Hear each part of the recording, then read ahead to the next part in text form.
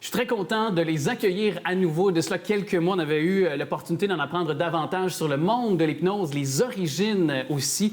Et bon, ils sont un couple dans la vie. Alors déjà, on va là-dessus le statuer avec la pandémie qui se poursuit, hein, pour pas avoir de problème.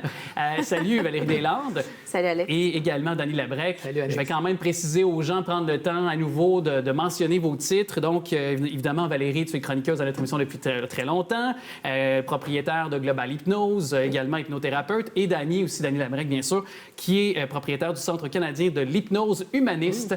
Alors, merci d'être avec nous. Vous avez décidé de non seulement de faire un couple dans la vie, mais de vous allier ensemble. Pourquoi? Bien, en fait, on a rentré l'école de Dany dans le centre de référence parce qu'on est complémentaires. C'est-à-dire qu'on s'apporte beaucoup d'avantages, un et l'autre, à travailler ensemble, conjointement.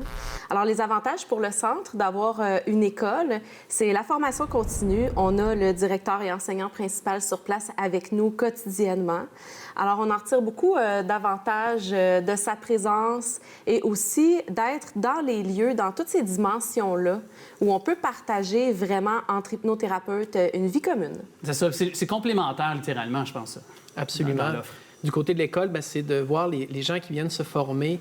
On leur montre qu'est-ce que c'est le plus haut standard qu'on peut avoir au niveau de la pratique de l'hypnothérapie. Donc, ils voient, ils constatent des locaux, des thérapeutes qui sont là, qui pratiquent, et ça leur donne justement une vision d'un futur qui est très brillant. C'est ça. Et Valérie, dans une récente chronique, tu m'avais mentionné que les besoins, la clientèle, avec la pandémie, on le sait, plusieurs choses qui ont été exacerbées. Donc, vous recevez des appels, vous suffisez à peine pour fournir, pour répondre à la clientèle. Exactement. Et là, est-ce que justement, on manque d'hypnothérapeutes en ce sens pour répondre dans toutes les sphères de la psychologie présentement au Québec, il y a de l'attente.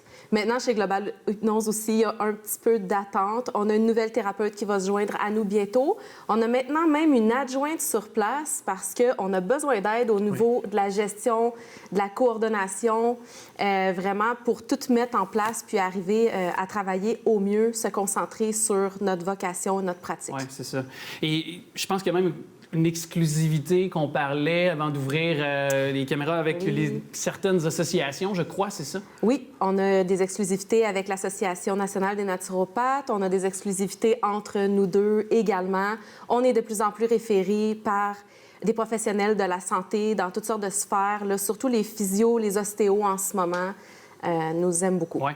Bien, je veux comprendre juste un petit moment pour en parler de ça parce que, justement, ce référencement-là qui s'effectue, c'est donc signe que les bienfaits de l'hypnose, on démontre de plus en plus leurs preuves. Ça permet aussi de valoriser davantage encore plus le métier d'hypnothérapeute, là.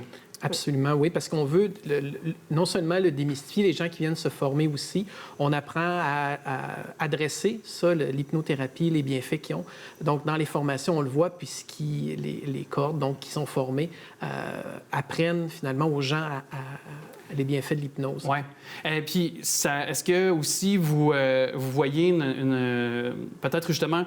Oui, il y a les gens qui comprennent davantage ce que c'est puis qu'il y a des référencements par d'autres professionnels, mais est-ce que ça pourrait devenir éventuellement un peu comme, par exemple, les psychologues, ou est-ce que vous pourriez voir à un moment donné, je dirais, sentir le rehaussement, c'est peut-être pas le bon terme, c'est vous qui allez peut-être le trouver, mais vous comprenez là où je me dirige, à savoir que ça va être reconnu au même niveau, par exemple, qu'un ordre des psychologues ou que des psychologues en général, là, finalement. Là. Bien, il y a des différences, évidemment, notoires entre des ordres et des hypnothérapeutes, sauf qu'un peu comme dans toute approche thérapeutique, d'avoir cette reconnaissance-là, d'avoir cette émergence. En fait, il y a une émergence au Québec. On en parlait la dernière fois qu'on s'était vu, c'est plus populaire en Europe. Mais il y a cette émergence au Québec-là. Et nous, on le constate aussi au niveau de l'école, que les gens viennent se former à cause qu'ils en ont eux-mêmes eu les bienfaits. OK.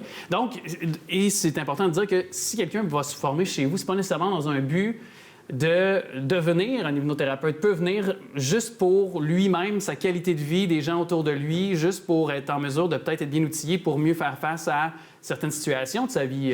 Ça peut être ça? On n'est pas essentiellement un centre de développement personnel, sauf qu'ils vont trouver au travers de ça, au niveau de la formation. Donc, nous, on forme des hypnothérapeutes, mais ils vont trouver, évidemment, au travers de ça, eux aussi, des outils pour eux-mêmes. On leur apprend des notions comme l'auto-hypnose et ce genre de choses-là qui peuvent aussi transférer aux gens autour d'eux. Bien, moi, en tout cas, il y a Valérie qui nous avait un petit peu partagé et raconté son cheminement, pourquoi elle s'est justement rendue à l'hypnothérapie. Parce que toi, tu as eu à régler peut-être des choses difficiles, dont la perte de ton père, si je peux l'évoquer. Oui, absolument. Je me permets. Donc, tu as eu un cheminement à faire, des choses qui t'ont mené à ça. Tu as des grandes qualités, une belle sensibilité, mais tu as eu quand même un cheminement. Donc, tu peux dire que toi aussi, de devenir hypnothérapeute, avant même de donner du bien aux autres, tu as eu aussi dans ta formation, ça t'a apporté du bien en tant qu'être humain aussi à toi, là. Absolument. Les bons thérapeutes, selon moi, ils ont une bonne expérience de vie, ils ont surmonté eux-mêmes avec succès des épreuves dans leur vie, en plus des études, en plus de tout ce qui va avec une belle pratique. Oui, absolument. Et il y a quelque chose aussi qui est important de signaler, c'est que en région, mais quand je parle de région, je parle plus des régions peut-être qui sont un peu plus éloignées des grands centres, donc Trois-Rivières, Rimouski, Sherbrooke, qui sont pas si loin, mais quand même, il y a un manque aussi. On parlait du manque d'hypnothérapeutes, mais moi, je peux vous le dire, je viens de la région de la Mauricie, donc la grande région de Trois-Rivières, et il y a un manque d'hypnothérapeutes sur les territoires. Donc, est-ce que ce que vous offrez, qui m'a l'air d'être à peu près une première au Canada. Est-ce que ça, c'est quelque chose qui pourrait s'étendre plus largement au Québec, par exemple? On a bien dans l'idée d'ouvrir d'autres centres dans d'autres régions. Et dans chaque centre où il y aurait des hypnothérapeutes pour recevoir la clientèle, il y aurait aussi les locaux pour l'école de Dany.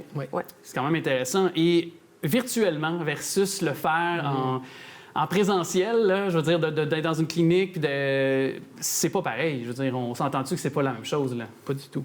Pas du tout. C'est, en fait, pour reprendre les mots de Valérie, de dire que c'est un bon plan B pour le virtuel, mais il reste que le présentiel, c'est le plan A. Même pour les formations qui se donnent de manière virtuelle, mais les gens préfèrent ce qui se fait en présentiel. Présentiel. Bien, en tout cas, merci d'être venu nous parler de vos beaux projets.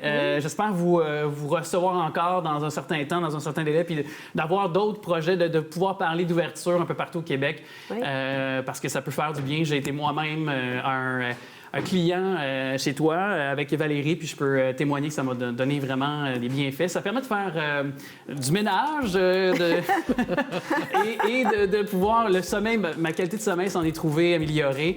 Puis mon quotidien aussi. Alors, un grand merci d'être passé à vous deux, donc Dany Labrec, bien sûr, et Valérie Deslandes. Merci d'être passé dans le studio. Merci à toi, Alex. Merci, Alex.